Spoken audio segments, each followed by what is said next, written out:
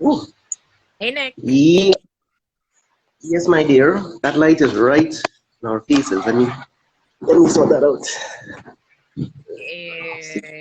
Yes, good there. That's better. You clean up Right. good. Thank you. Thank you very much.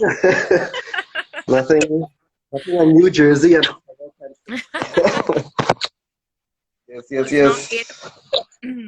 It's not 8 o'clock. I guess we wait a couple minutes for people to join in. Of course. Welcome, everyone. We're about to get the reading party started. We had such a fun practice run earlier. Yes. It was very, very cool. The real fun is about to begin very soon. How was your day, Nick? It was great, actually. Quite relaxing. I just did a couple errands, the usual groceries, bank runs. Yeah. Is it raining where you are? Nope. Clear blue skies. It's raining here in East. Ooh. Yeah. And a little bit of rain is nice, it adds to the comfort of the night. It's true. Yes. Oh. All right. Share the lives, everybody. Want to get the party started. That's what you usually say when we do these lives.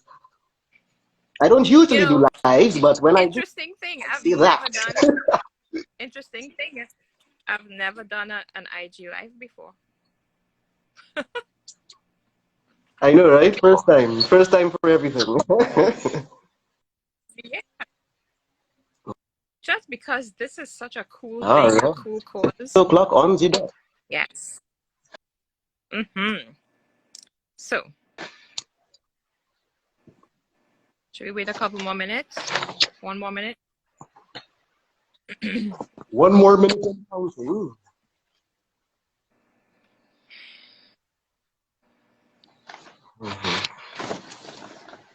So you read one, right? Wonderful. Okay. Yeah. All right. Hello, everybody. Welcome one and all. The chat is quickly building up. It's now. Hi, Siobhan. Yes. Hi, Siobhan. All right. Wonderful. Okay, so. Okay. Then. Let's begin. Right. It's showtime. Hello, boys and girls. All right. So. Read it. Welcome back, everyone, to Read2Me bedtime series. Hope you're all ready for another fun bedtime story. Yes. Welcome. Nick, are you hearing? Yes. Welcome, one and all. Well, boys and girls, let's have a ball. Even though we may be far and wide, I hope you're all keeping safe inside. My name is Nicholas Gordon, and I am an entertainer. And what that means is it's just a really big word that means I sing. And how are you? It's so nice to have you here with everyone. It's time to play. Hooray! All right. And I also play musical instruments like this.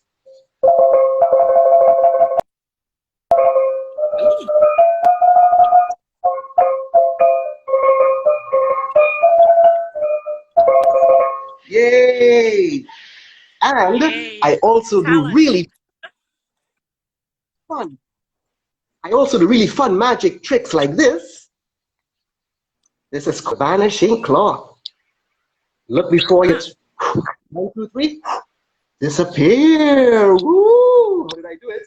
But if I go like that, and I go like that, all of a sudden, it reappears. Oh my gosh. How did I do it? Magical. Yay! Here's another magic trick. This is my magic coloring book. But of course, there's something missing from this book. And what can that be, kids? What's missing, guys? Pictures. You guessed it. Drawings. And pictures, yes. Yes. Yeah.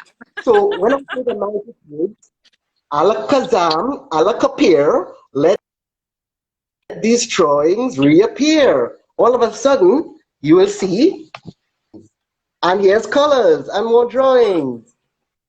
Whoa, how did I do that?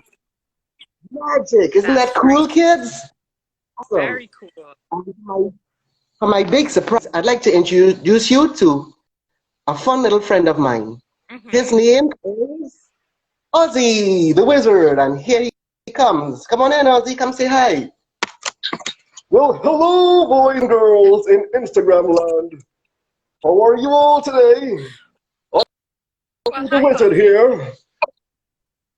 Ooh, who's that pretty girl in that camera there? Hello, Mrs. Maxine. How are you today? Hi there, Ozzy. Now, boys and girls, I have a little trick. I would like to read Miss Maxine's mind. It's called the illusion of the mind. Do you believe in magic, Auntie Maxine? Oh, for sure. Oh, wonderful. Let's get started then. Choose a number between 1 and 10. Yeah. Keep it in your mind.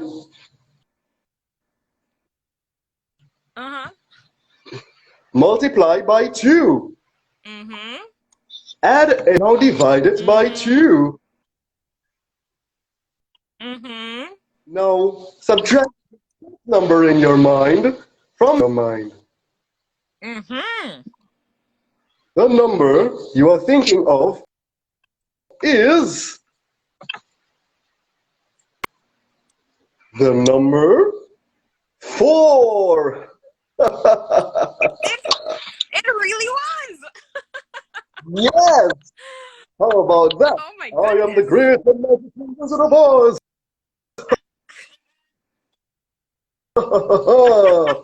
Yes, boys and girls.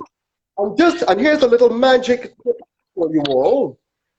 Okay, boys and words. The magic words are please and thank you. Good night. Yes? Wonderful. Yes. And for my grand finale, I would just like to sing my version of the quarantine song. And it goes a little something like.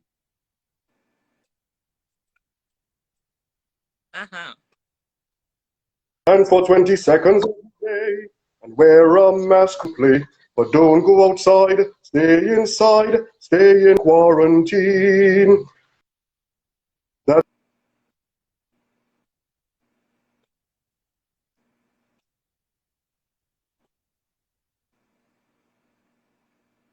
where we will defeat COVID-19.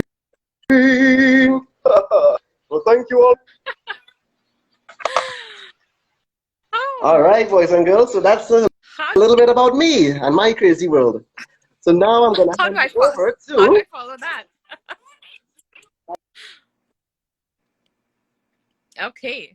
I don't know how to follow that. Tell you a little bit of what she does. All right. All right.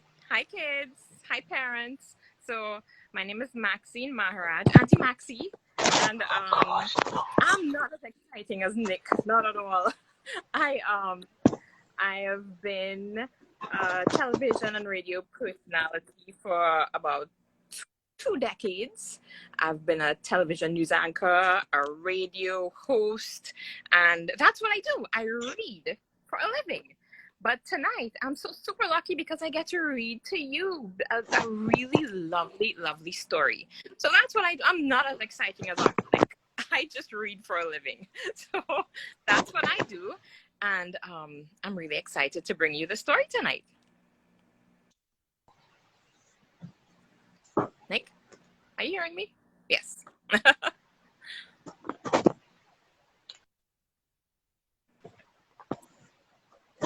Okay, so before we start Difficulties with the though, audio here. kids, we all know that for the past few weeks we've been inside. But just remember, we're all heroes, all right? We're super, super heroes. And we have to become even better heroes by doing some things on our own. We want you to stay inside and help flatten the curve. Now, what's flattening the curve? Now, I'm sure your parents and the older ones have told you about this virus that's been going around. Now, if we all do our part, the virus won't get anywhere. And that's what they mean by flattening the curve. If we do what we need to do by staying inside, wearing our masks and all of that. So tonight, we have a great story for you as you're snuggled up inside, a Diwali story. Uncle, do you want to tell us who's the author of the story?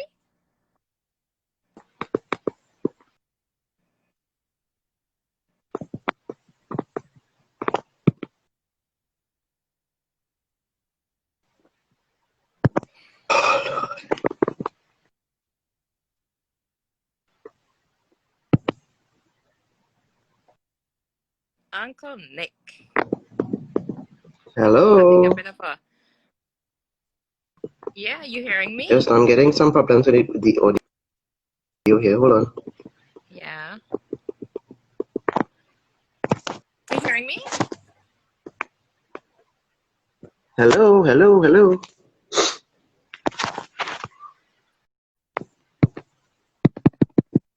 I'm hearing you. Hold on.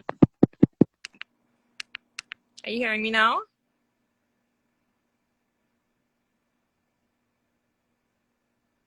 Uncle Nick, Uncle Nick, Uncle Nick, hello.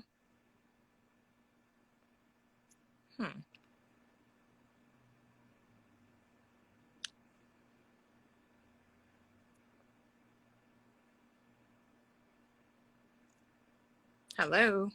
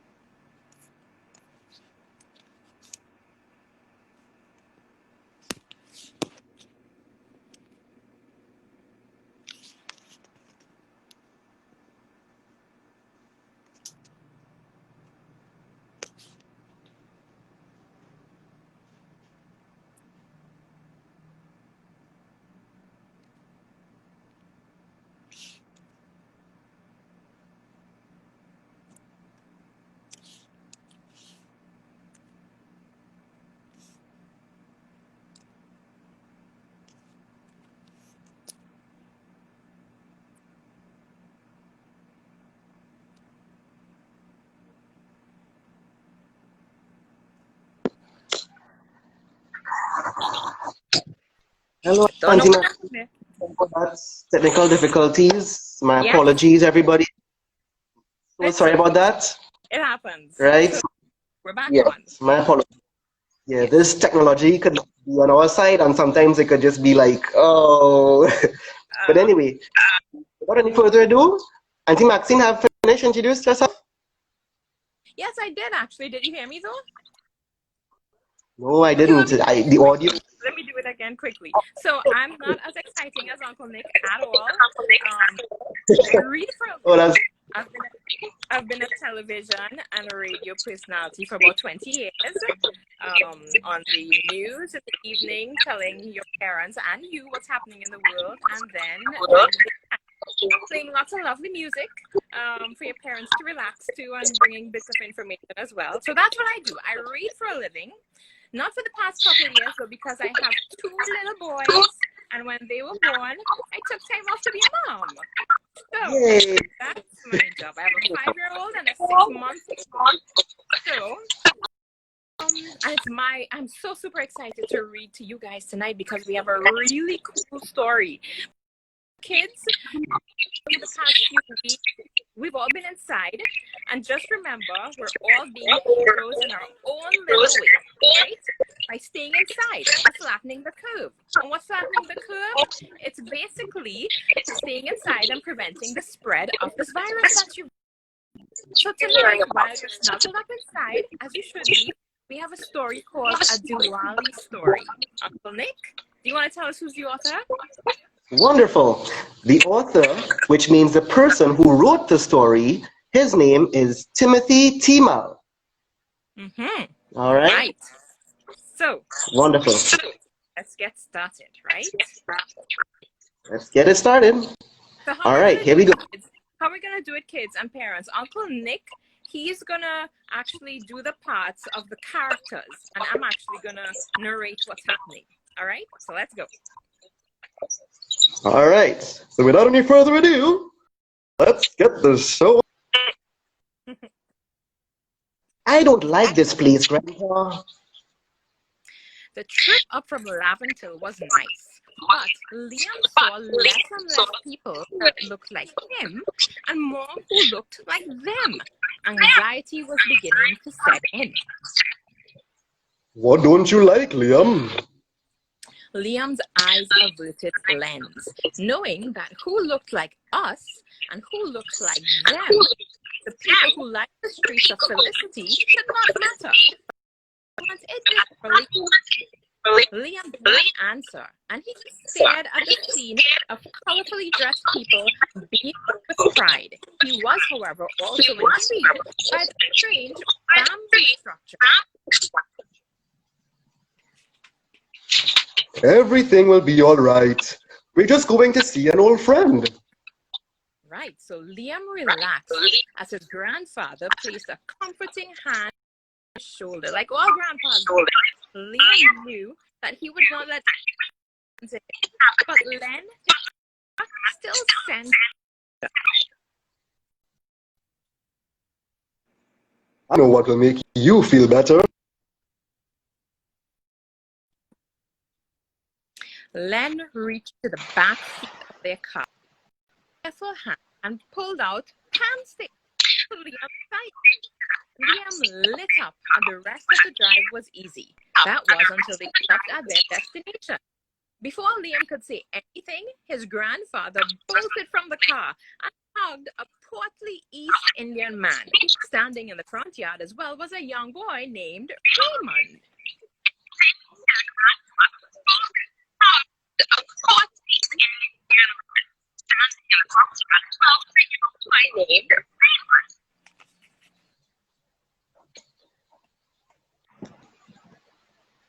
Liam floated out of the car after his grandfather beckoned him to. Yes.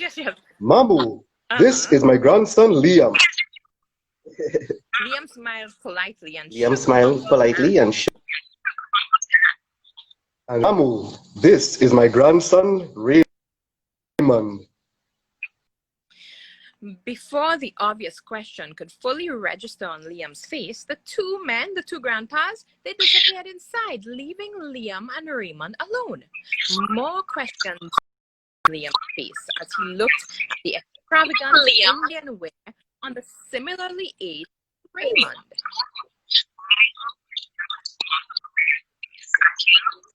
Why did they call? Genuine curiosity on Liam's face matched the genuine delight. Mamu is friend. Well, it is actually how one would greet their father's uncle in Hindi. But most now use it to mean friend. Raymond stuck out his hand to Liam.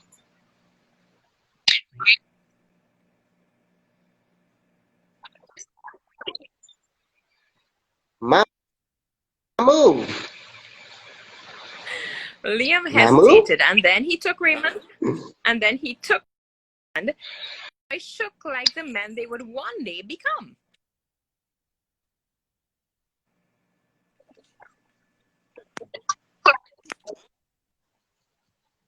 Why is everyone around here dressed up? Liam waved his hand around, pointing at the color and splendor of the dress and decoration that town of Felicity. That's where they were in Felicity. Another bright smile washed over Raymond's face.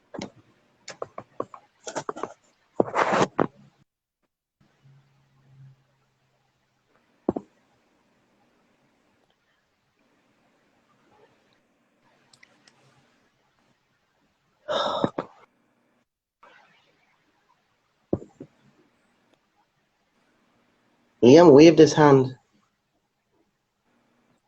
Yeah, it's for Diwali. Liam waved his hand around, pointing at the color and splendor of the dress and decorations that befell the town of Felicity. Another bright smile washed over Raymond's face.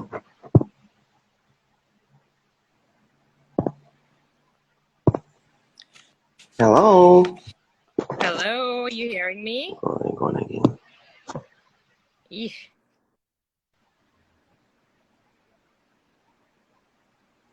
Hello, hello, hello.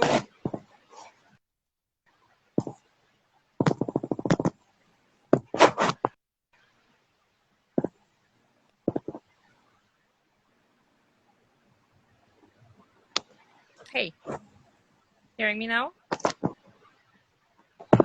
Hello? Are you hearing me?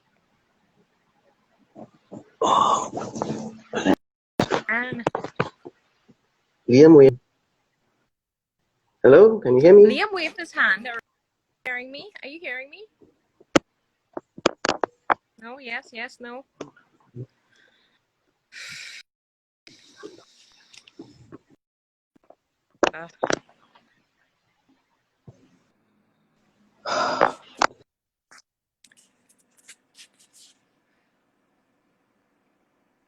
Are you hearing me?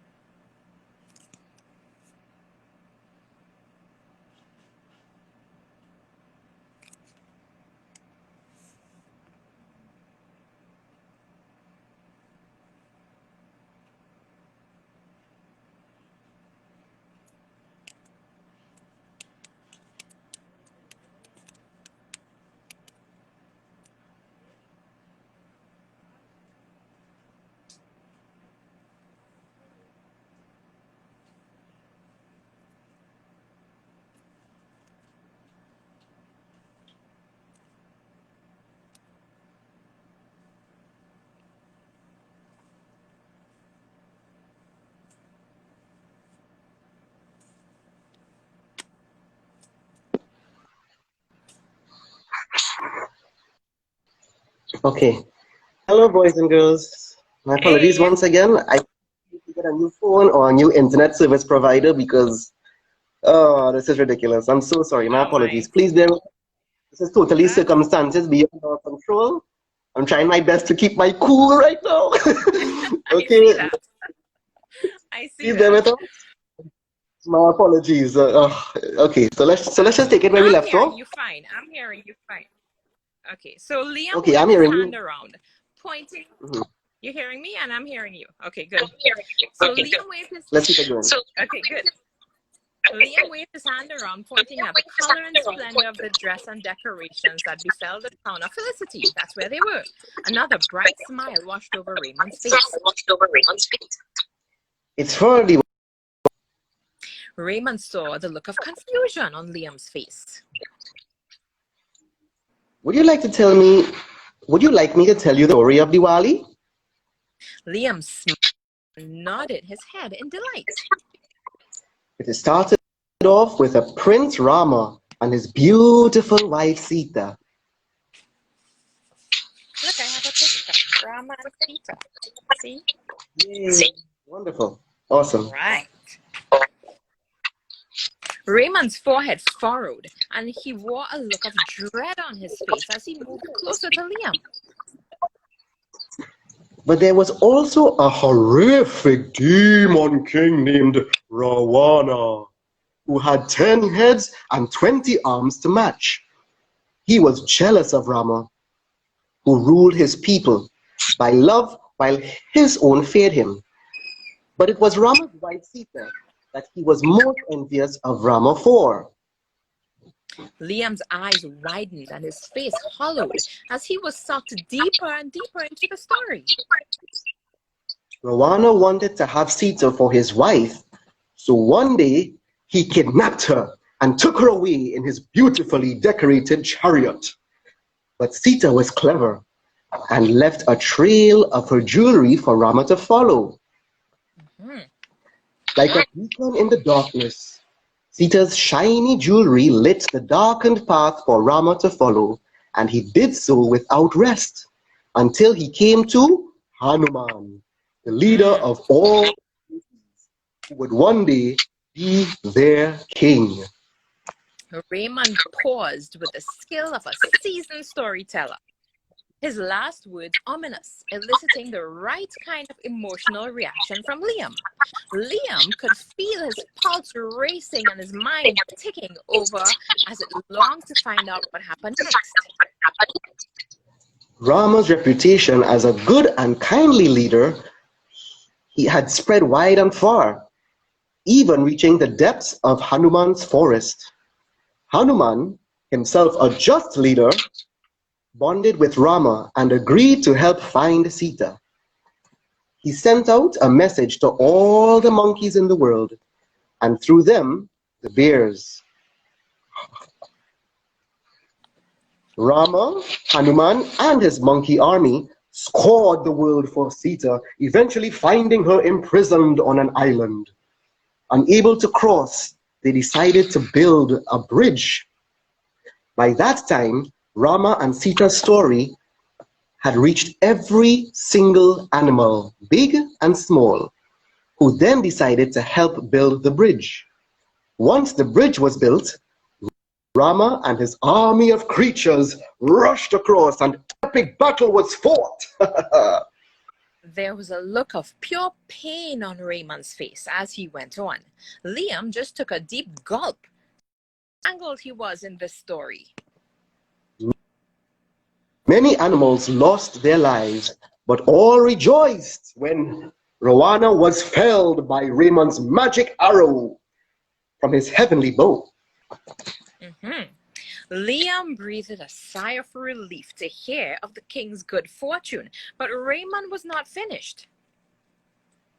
Finally, in each other's arms, Ram and Sita's love seemed to grow right before everyone's eyes. So great was their affection that it touched the heart of every single creature gathered there that day. A grand feast followed. Song and dance and the reenactment of the epic tale were all part of the festivities. And so was born the traditions of Ramlila, which saw the burning of an effigy of Ravana, still practiced today in many parts of the world. Sita and Rama were homesick, so after the celebrations, they set out on their long journey back home. Along the way, everyone lit handmade oil lamps to guide the royal couple back home, as it was the darkest night of the year. Ever since then, people light lamps called diyas in honor of the couple and the battle of light over darkness. Thus was born Diwali. Yay! Yay! After coming out of the story-induced daze, Liam let out the air he had held until the end. Raymond smiled, feeling proud that he was able to capture and captivate Liam the way that he did. The two of them smiled broadly, and then Liam stuck out his hand to Raymond. Mamu! Raymond took his hand, and the two shook hands again, this time knowing something special had just happened. I want to know everything. Liam was very excited, and Raymond was energized by this. The two of them then set out along the roadway to see the splendor that was the Diwali culture. Liam learned that the female traditional dress was called a sari, and the male pant a dhoti. We all know what those are, right? We see it all the time. Dashing from house to house, Raymond explained to him that the vessel which held the oil to be lit from cotton wicks was called a diya. We all know diyas, right? And it's made from clay. That's why there's this reddish color. He also learned that many skilled villagers went to the nearby forest to harvest bamboo stalks, which they then cut and bended into intricate works of art depicting many traditional symbols as well as items more specific to our twin island, Trinidad and Tobago, like the shape of a boat, which was actually in honor of ancestors who came from the motherland India via this mode of transport, a boat. So what grabbed Liam's attention, though, was the most, what grabbed his attention the most, I understand this, was the many dishes and delicacies that was offered to him everywhere he went. See, we all know what barfi is, right? That's a little square one with the sprinkles on it. And laddu, that's a little round one, little round yellow one, which is my favorite, and parsad, just to name a few. Despite his overindulgence in the sweet treats, Liam was more than able to enjoy the massive feast that awaited them back at Uncle's house later that night. Remember Mungal, the grandpa? Yeah. So traveling halfway around the world to make their home on the island meant that these ancestors had to customize some of the traditional dishes that they brought from India. Born dishes that we all know: mango and char, curry shatine, mango and chana and aloo, and of course we all know roti. Mangal and Len watched with a great sense of pride to see their two boys getting along so well, and they chatted and chatted. However, when it came time for Raymond to show Liam how to light a diya, and reverence for the moment that Liam demonstrated was when both grandpas Len and Mungal knew that their boys had bonded for life, just as they had done many years earlier. Parting ways for the four friends that night was bittersweet, and on the ride back home, Liam's feelings ebbed and flowed from being chatty, explaining to his grandfather about all that he saw that night. Liam swung into a more somber tone as their car drove further and further away from the town or the village of Felicity. Finally home, Liam jumped out of the car and hugged his grandpa Len tightly. Thank you, Grandpa, for showing me the human spirit is. Len marveled at Liam's big words and solid insight, knowing right then and there that Liam had made the first step to becoming a real man. In one night, Liam had learned about the oneness of the human spirit, both understood and embraced the differences in their culture.